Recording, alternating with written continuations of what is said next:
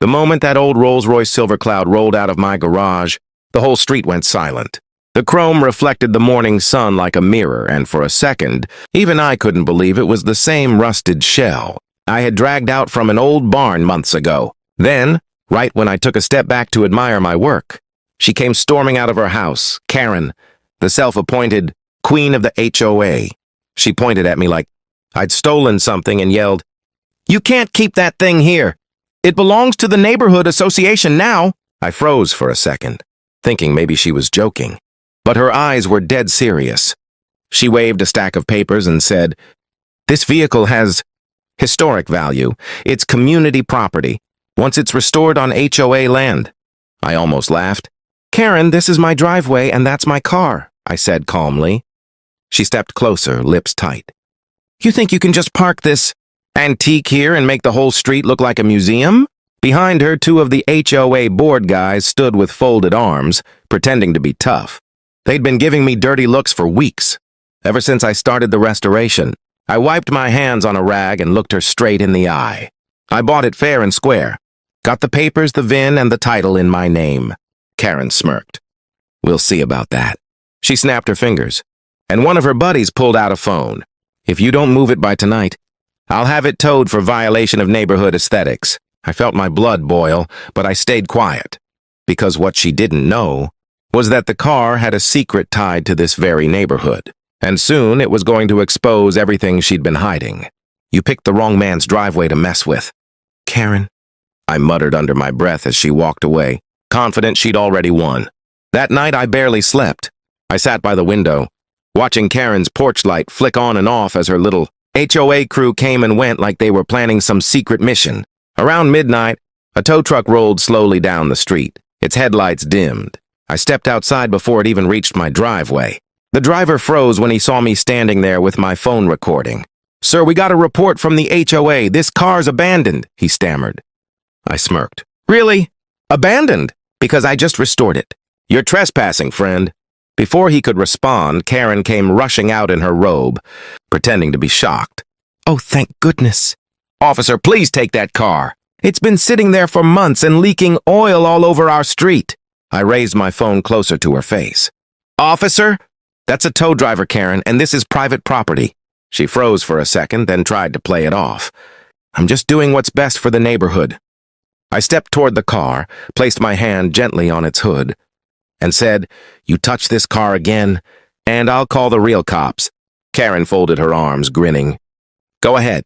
But once the HOA board sees the documents I have, you'll be the one in trouble." I didn't say another word. I went back inside, pretending to let it go, but inside my mind was racing.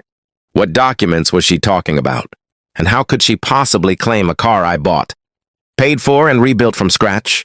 The next morning I found an envelope taped to my garage door. It had the HOA logo stamped across it. Inside was a notice saying, "Unauthorized restoration of historical property, ownership under review." That's when I realized Karen wasn't just bluffing. She was trying to steal my car legally. But what she didn't know was that the Silver Cloud had a hidden compartment under the driver's seat, something I hadn't told anyone about yet. And whatever was inside could turn the whole neighborhood upside down. I waited until the street went quiet again before I opened that hidden compartment. My hands were trembling, not from fear, but from curiosity. The old Rolls had belonged to a retired judge back in the 60s. And during restoration I'd noticed a strange panel under the seat, sealed tight with rusted screws. That night I finally removed it. Inside, wrapped in a faded leather pouch, were old property deeds, blueprints of the entire neighborhood. My address, Karen's, even the HOA office, it was all there. But one thing stood out. Every single house was listed under one original parcel, belonging to the same name, the judge's name. And that name was the one on my car's title too. I sat back speechless. Somehow this car wasn't just a car. It was proof of who really owned this land before the HOA even existed. The next morning I walked outside just in time to see Karen setting up a bright orange HOA property violation sign right next to my driveway. Her smirk was back. "Didn't move it, huh? Fine, then I'll fine you. $500 a day." I smiled, calm this time. "You sure you want to do that, Karen?" She rolled her eyes. "Don't test me. This is official HOA business. I opened the car door slowly, reached inside, and pulled out the original land deed with the judge's signature still visible. I held it up just enough for her to see. "What's that supposed to be?" she snapped. I shrugged. "Let's just say, it might explain why your HOA doesn't technically own this street." For a second, her confidence cracked. She blinked, stepped closer, and hissed, "You're bluffing." "Maybe," I said with a grin. "But I think the county recorder's office would love to see what I found under this car seat." Her face went pale. She turned and stormed off without another word. But as I watched her leave, I noticed one of her board members stay behind, pretending to check his phone. He looked nervous, too nervous. That's when it hit me. This wasn't just Karen's ego at play. There was something bigger going on, something she didn't want anyone to find out. That evening, I drove the Silver Cloud to the old courthouse downtown. The car purred like it knew it was home again. Inside, I handed the leather pouch and deeds to the county clerk, a gray-haired man who adjusted his glasses and looked at me in disbelief. "Where did you get these?" he asked. "Found them inside the car I restored. Belonged to Judge R.D. Willard," I said. His eyes widened. "Judge Willard? He was the one who owned most of Oak Ridge back in the 60s, before it was turned into that HOA mess." He flipped through the papers. "These show original ownership never legally transferred to the association." I felt a chill run through me. "So what does that mean exactly?" He looked up slowly. "It means "This whole HOA might not even exist legally." I drove back home with that sentence echoing in my head. When I turned onto my street, I saw flashing lights. Karen had actually called the police. 2 patrol cars sat outside my house, and Karen stood there, waving at them like she was the one who called for justice. "That's him!" she shouted the moment I pulled in. "He's hiding stolen documents and threatening HOA officials." The officer walked up to me. "Sir, we've received a report." I cut him off and handed him the folder. "Before you say anything, you might want to see what's inside. These are original land deeds showing the HOA's claim is fraudulent." The officer frowned, flipping through the papers. His tone shifted. "Where did you get these?" "Inside my car. Restored it from the original owner, Judge Willard." Karen's face drained of color. "He's lying!" "Those papers are fake." The officer's partner looked at her. "Ma'am, making a false police report is a serious offense." Karen's voice trembled. "You don't understand. This neighborhood, this land, belongs to the HOA." I took a slow step forward and said quietly, "Not anymore, Karen." The officer handed her the paper. "Ma'am, this document says otherwise. You might want to call your lawyer before making any more accusations." For the first time, she didn't have a comeback. She just stood there, gripping her fake notice, realizing her entire little kingdom might be about to crumble. But something told me she wasn't done yet. The next morning, my driveway was empty, but my security cameras told a different story. Around 3 a.m., Karen and 2 of her HOA buddies had crept into my yard. One of them popped my garage door with a crowbar, while the other 2 rolled the silver. Cloud out quietly, headlights off. They actually stole the car I had just restored. I stared at the footage, half angry, half amazed at how far she was willing to go. "All right, Karen," I muttered.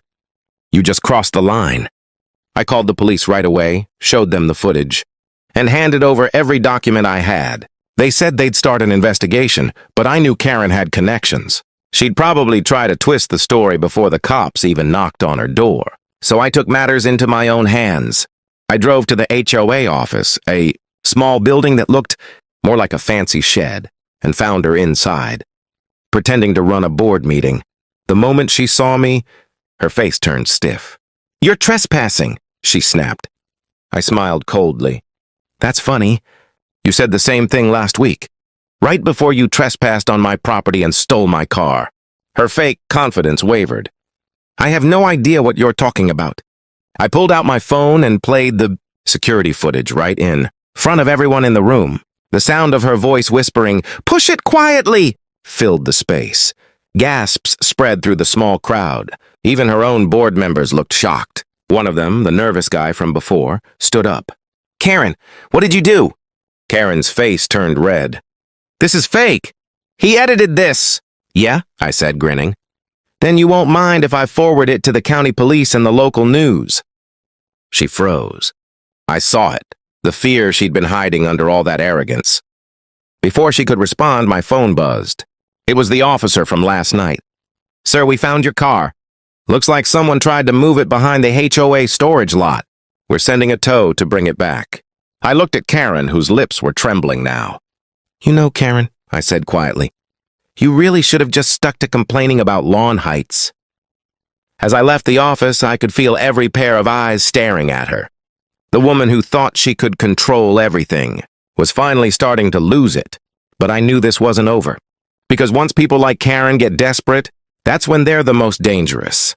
By evening, the Silver Cloud was back in my driveway, safe, shining, and guarded by motion sensors I'd installed all around the house. But I could still feel Karen's presence from across the street. Her curtains moved every few minutes like she was watching, waiting for her next move.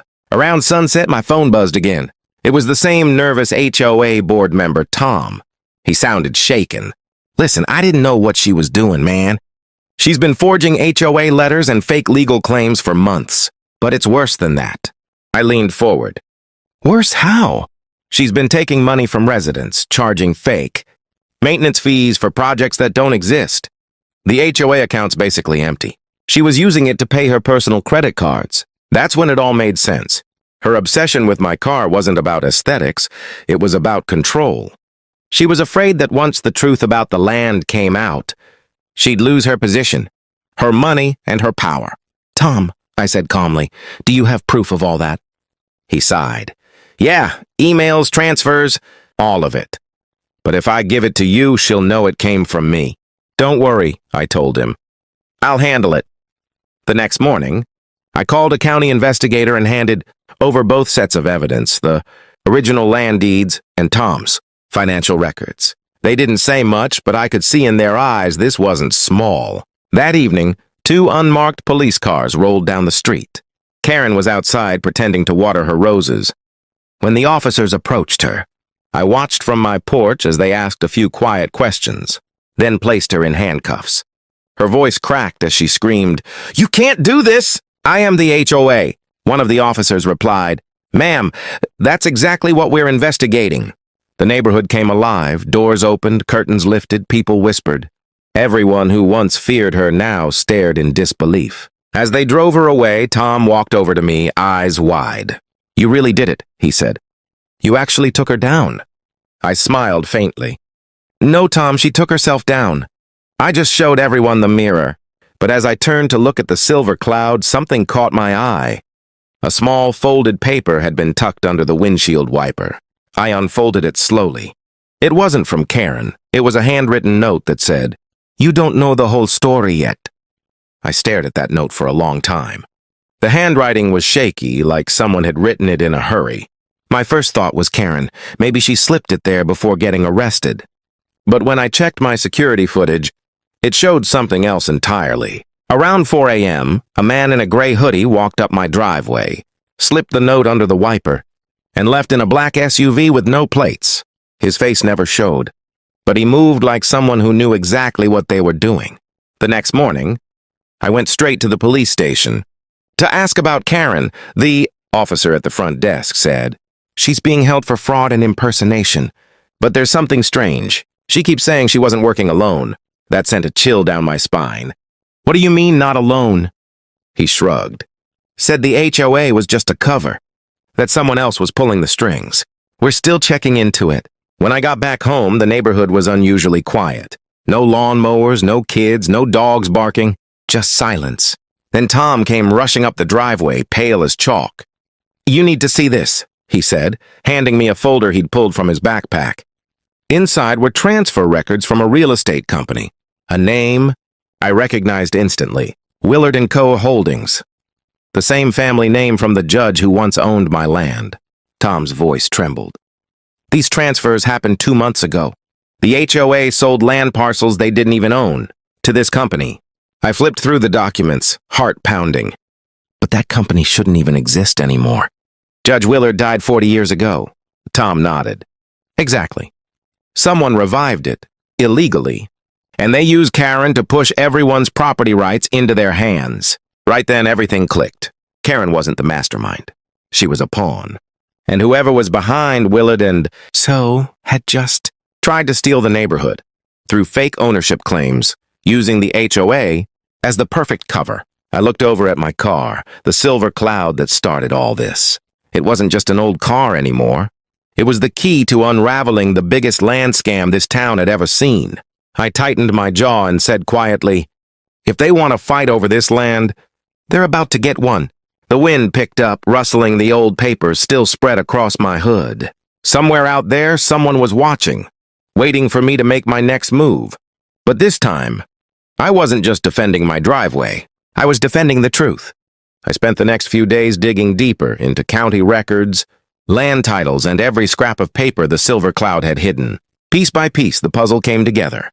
The fake Willard & Co. wasn't run by any Willard descendant. It was a developer group, using old property loopholes to quietly buy out neighborhoods under false claims. And they'd planned to bulldoze the entire block, including my house, to build luxury condos. Karen was just the face of it, the loud distraction. The real thieves stayed in the shadows, but I wasn't about to let them win. I gathered every document, every video clip, every financial record Tom had given me, and sent them straight to a local news channel. The next evening, the story broke live on TV. HOA fraud scheme exposed. Homeowners nearly lose land to fake company. By morning, the whole neighborhood was outside. News vans lined the street. Cameras flashed as I stood next to the Silver Cloud, the car that had uncovered it all. A reporter asked, "Sir, what made you fight back when everyone else gave up?" I smiled, looking right at the camera. "Because this is my land, my home, and I don't back down when someone tries to take what's mine." The clip went viral overnight. Across the country, people shared it, cheering for the guy who stood up to the HOA tyrants and won. A week later, I got a letter from the county office. The court had nullified the HOA's existence and transferred all remaining property rights back to the original homeowners. And in a twist of poetic justice, the court named me as temporary overseer of the community's restoration project. When I walked outside that evening, the air felt lighter. Kids were riding bikes again. Neighbors smiled. Even Tom waved from across the street. For the first time, this place felt like home again. Not under rules, not under threats, but under freedom. I leaned against the Silver Cloud, running my hand along its fender. That car had started as a wreck, just like this neighborhood. But now, both had been rebuilt stronger than ever. As the sun dipped low, I whispered, "Guess we both made a comeback, old friend." Then, for the first time in months, I smiled. Not because I want to fight, but because I proved something bigger. You can't steal what's rightfully earned, and you can't silence the truth forever. "I restored more than a car," I said quietly, watching the golden light reflect off the chrome. "I restored my freedom.